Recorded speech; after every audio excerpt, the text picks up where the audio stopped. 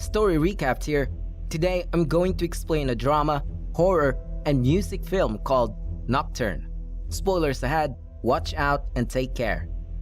In Lindbergh Academy, a violinist and prodigy, Moira, plays Tartini's Devil's Trill Sonata inside a practice room with etchings of mysterious symbols on the wall, when suddenly, a grandfather clock chimes and stops her from playing. Outside, she sees the sky turn a yellow hue before climbing the railing and jumping to her death. In the present, fraternal twin sisters Juliet and Vivian become passionate classical pianists starting from a young age. At home, their parents are having a small get-together with their friends, much to Juliet's dismay because of the noise that's distracting her from practicing. She then gets disturbed by Vivian, who's looking for her music sheet but can't find it. Unable to focus on playing the piano, Juliet goes downstairs. One of her parents' friends congratulates Juliet about her acceptance into Juilliard, but it turns out that it was Vivian who got accepted while Juliet is taking a gap year. When they arrive back at their music boarding school, Vivian immediately runs to greet her boyfriend, Max. At the same time, Juliet's father cheers her up despite not getting into Juilliard, letting her know that there's more to life than being in the spotlight. An assembly takes place in honor of Moira, where the principal, Gordon, announces that they will continue the music showcase in her memory.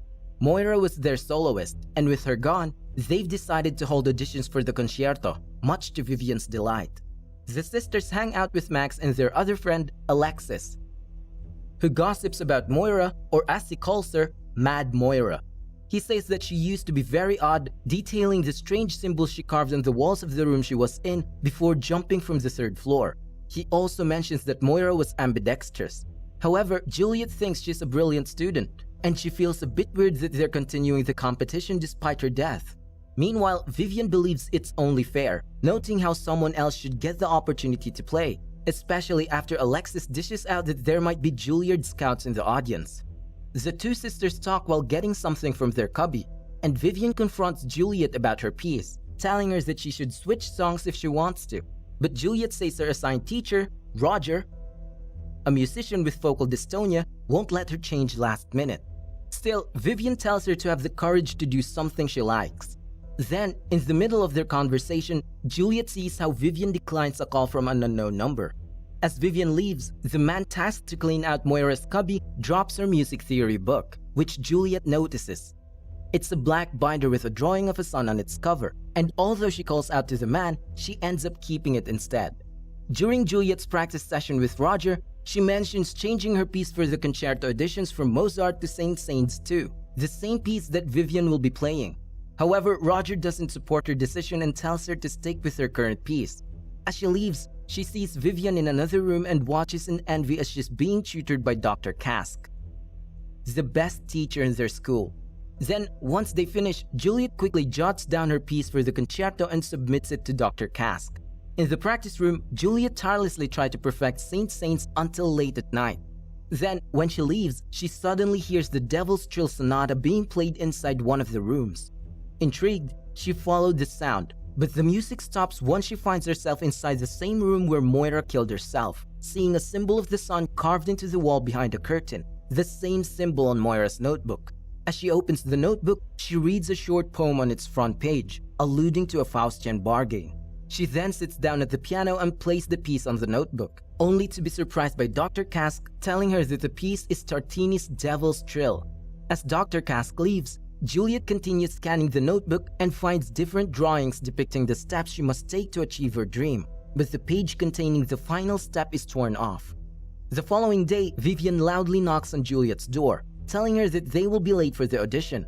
Vivian then makes fun of Juliet when she sees that she got her period, but she immediately tries to comfort her sister when she sees how upset she is. While waiting for their turn in the auditorium, Juliet feels she's about to have a panic attack, so she tries telling Vivian about it, but her twin brushes her off, telling her not to disturb her, so she runs to the bathroom to take her anxiety medication. However, as she's about to take the pill, she sees Moira's notebook, and it suddenly compels her to take 3 pills at once. She then goes back to the auditorium and watches the ending part of Vivian's performance, and everyone is awed by her addition. She takes her turn on the stage, and when her piece is revealed, it surprises Roger and Vivian. As Juliet starts to play, she suddenly enters a dreamscape where she sees herself on stage, being applauded by an audience as she finishes her piece. The dream version of herself holds a smirk and looks directly at her, who's staring up before she hears Gordon's voice. As it turns out, she passed out after playing her piece, and she asks Gordon how she did. The principal gives her a polite compliment. However, Roger doesn't seem happy about it. Juliet returns to the classroom and accidentally opens Moira's notebook instead of hers. Then she notices a drawing for the first path, a woman holding 3 circles in her hands, reflecting how she took 3 pills. Seconds later, Juliet suddenly starts seeing colors fill the circle until Vivian puts a piece of paper in her table with a drawing of a hand, giving her the finger. But when she removes the paper, the notebook looks normal. Before leaving the classroom, the teacher, Wilkins, checks up on her condition before telling her that she seems to have improved, especially with her audition piece, and tells her to keep up the momentum. After class, Juliet chases Vivian to apologize for stealing her piece. But Vivian is too mad at Juliet, telling her that she only embarrassed herself by showing how jealous she is of her. Juliet then looks at the posting for the concerto, only to be disappointed after seeing that Vivian got the solo for the showcase. Because of that, Juliet's bitterness towards her sister gets intense. During practice, Roger confronts Juliet about her piece switch, telling her he had her best interest at heart when he told her to stick with Mozart. But Roger proceeds to tell her that she's overly ambitious about winning to become a concert master and that she's better off becoming a music teacher instead. This then triggers Juliet to talk back to Roger, telling him that she sacrificed her entire life dedicated to playing the piano and that she won't settle for anything else. Juliet also finds out that Roger voted for Vivian in the audition, which greatly upsets her. A full-blown argument starts between the two as Juliet prepares to leave, resulting in Roger slapping her after she insults his failed career. Roger gets suspended because of the misconduct, but Juliet is told that he probably won't get fired because he's a good teacher.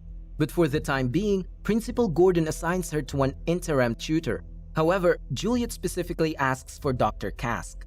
Juliet finds a bunch of bloody tampons in her cubby one day, making her march angrily to Vivian, knowing that she was the one who did it. However, Vivian doesn't take her seriously and simply says they're now even. During practice, Dr. Kask tells Juliet that she's almost on the same level as Vivian, but she just lacks the drive and the passion that her sister shows in her performances. When Dr. Kask says Vivian plays like the devil is at the door, Juliet asks about Moira, to which he replies that Moira played like the devil was in the room. Back in her dorm room, Juliet inspects Moira's notebook, looking at the eerie drawing and incomprehensible words. Then, she suddenly remembers Alexis' words about how Moira was ambidextrous, so she takes the notebook and puts it in front of a mirror, realizing that the writing is all backward. Next, she reads the paths indicated on the drawings. The first path is the invocation, followed by assurance, triumph, consummation, purification, and when she gets to the 6th path, she finds the torn page. Juliet wakes up in the middle of the night after her phone continuously pings. She then sees a yellow light inside her closet, and when she goes to check it, she sees a dead Moira smiling at her from the mirror.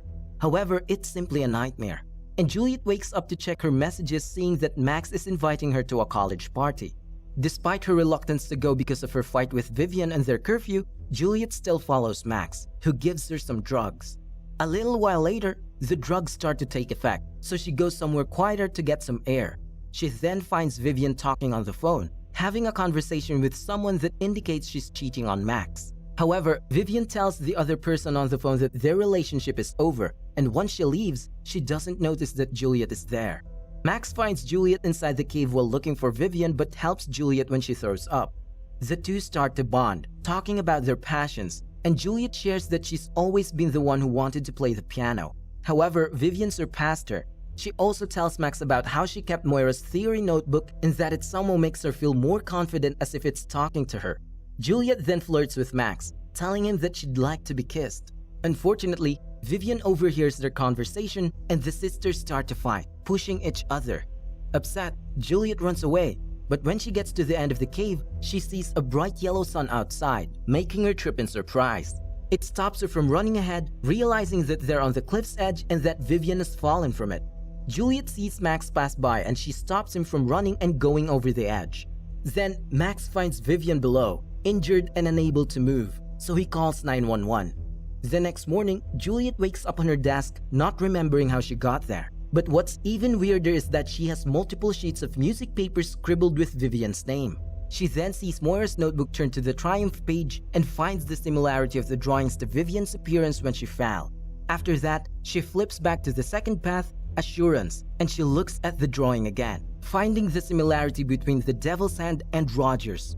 Later that day, as she gets to the school, Wilkins calls her to the office, where she finds Vivian waiting outside with a cast on her arm. Inside the office, Principal Gordon tells Juliet that Vivian is suspended for breaking curfew. Furthermore, with her arm broken, they need a new player for the concerto and offer the position to Juliet, who enthusiastically accepts. That night, Juliet goes to talk to Vivian and finds her by the stairs crying. Apparently, because of her injury, there's a chance she might not be able to play as well as she did before. Juliet tries to argue, saying that she wasn't the one who broke Vivian's arm. However, Vivian blames Juliet for letting her fall. Because of this incident, the sisters' relationship seems to be broken forever as Vivian walks away. When Juliet returns to her room, she researches Moira's previous life and calls Max to talk about the notebook. She tells him that the pictures in the notebook are starting to happen to her, helping her just like how it happened to Moira. Moira's mom fell off a ski lift and went into a coma, while her father burned down their house while he was still inside. But Max tries to reassure Juliet, saying that Moira probably had a history of psychosis and that she used art therapy to cope for a while, knowing that there wasn't anyone she could talk to. Because of that, Max concludes that Moira killed herself after failing to deal with her grief. However, after their conversation, Juliet spills the beans to Max that Vivian has been cheating on him. This makes Max confront Vivian immediately, and they have a screaming match in public while Juliet watches from her room's window with a faint smile on her face. The days go by until the concerto, and as Juliet practices, the seat breaks from under her and causes her to accidentally bang her head on the piano. Dr. Cass gives her an ice pack and then gives her his number, telling her to call him if she needs anything. Instead, Juliet invites him to their birthday dinner. As Juliet leaves her practice room, she once again gets drawn to the room where Moira died and goes towards the symbol carved by the window. Then suddenly, she gets surprised by Max, who tells her that she and Vivian broke up. The two make love, but Max immediately regrets it afterward and leaves her in the room. During the twins' birthday dinner, their parents get into a debate with Dr. Kask about how no one would listen to classical music anymore in the coming years, finding their daughter's careers a bit pointless. But Dr. Kask tells them that real music would live on, preserved by those who deserve it, and then looks at Vivian. Enraged, Vivian throws a chocolate cake at him and splashes him with her drink before walking away. As they leave, Juliet's mom notices that her father is drunk, so Dr. Kask offers to drive Juliet back to campus. Dr. Kask invites Juliet inside his house, where he starts to cheer her on for the concerto, trying to boost her confidence for the big day. However, Juliet misreads the room and kisses Dr. Kask, thinking he's interested in her. Worried about his career, Dr. Kask immediately rejects Juliet, so she confronts him about his secret affair with Vivian, realizing he's the one calling her sister when he gave her his number. Juliet also learns that Dr. Kask has fallen in love with Vivian, and the two start to argue, bringing each other down as Juliet points out how he's now a failed musician like Roger and that she's going to be great unlike them. On the other hand, Dr. Kask points out how famous musicians achieved greatness at a young age and that she's already missed her chance. Juliet then angrily throws Dr. Kask's prize trophy into the fireplace out of spite, so he shouts for her to get out while he desperately fishes it out of the flames. Juliet hurriedly goes back to her room after realizing that she's already completed the first 5 paths from Moira's notebook, and all that's left is the missing 6th step. Eager to figure out what it is, Juliet sits down and grabs a pen, letting her left hand move on its own to reveal the final drawing, only to see an illustration of a woman walking off the ledge with the word sacrifice. Scared, Juliet quickly burns the notebook on her sink and starts to cry. Then, on the day of the music showcase, she starts to change backstage, where Wilkins tells her that Dr. Kask called in sick.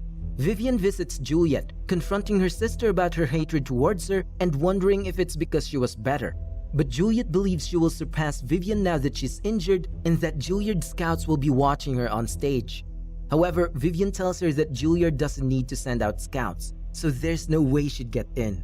Vivian also tells Juliet that they're both failures, except she has a reason while her sister is simply mediocre. As Juliet goes on stage for her performance, she suddenly suffers a panic attack and walks out, crying, much to Vivian's delight. She then sees the bright yellow light calling out to her, leading her to climb to the roof. Juliet steps on the ledge thinking of jumping, but she sees the yellow sun in front of her before she steps off. She is then transported back to the music showcase where she finishes performing her piece, and the audience applauds her solo, which is the same scene she saw from her dreamscape. Unfortunately, this turns out to be a final hallucination for Juliet as she actually jumped to her death, with no one even noticing her body. Subscribe to watch more videos like this. Turn on notifications. And leave a like, it really helps the channel out. Thank you for watching.